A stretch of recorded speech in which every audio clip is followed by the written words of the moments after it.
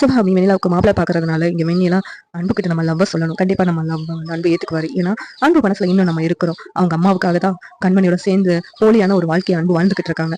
இப்பவே அன்பு கிட்ட தனியா மீட் பண்ணி நம்ம லவ் சொல்லணும் அப்படின்னு முடிவு பண்றாங்க. அதுக்காக அன்புவை ஒரு 4 அடியாட்களை வச்சு ஒரு இடத்துக்கு தூக்கிட்டு வர சொல்றாங்க. இங்க அன்பு யார் நம்மளுக்கு அடுத்தது யார் அந்த வேலையை செஞ்சது அப்படின்னு சொல்லிட்டு கோவமா பாத்துட்டு இருக்காங்க. அந்த நேரத்துல வெண்ணிலா வந்து முன்னாடி நின்றுட்டு இருக்காங்க.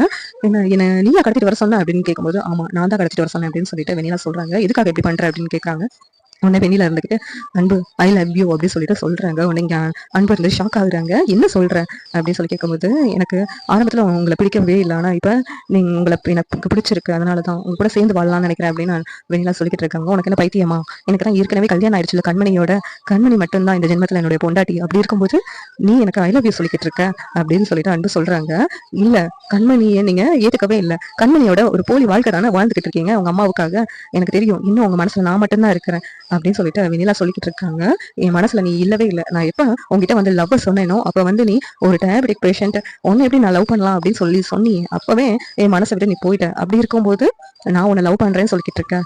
உனக்கு யார் இப்படி எல்லாம் சொன்னது அப்படின்னு சொல்லிட்டு அன்பு சொல்லிக்கிட்டு இருக்காங்க. போய் சொல்லாதீங்க அன்பு, உங்க அம்மாவுக்காக தானே நீங்க கண்மணியோட சேர்ந்து வாழ்ற மாதிரி நடிச்சுக்கிட்டு இருக்கீங்க. உண்மையிலேயே நீங்க கண்மணியோட சேர்ந்து வாழ்ந்துகிட்டு இருக்கீங்களா அப்படின்னு சொல்லிட்டு வெண்ணிலா கேட்கறாங்க. உன்னை அன்பு இருந்துகிட்டு, இல்ல நான் கண்மணி தான் என் பொண்டாட்டி, நான் முடிவு பண்ணிட்டேன். இந்த ஜென்மத்துல அவ மட்டும்தான், அதுல நான் உறுதியா இருக்கிறேன்.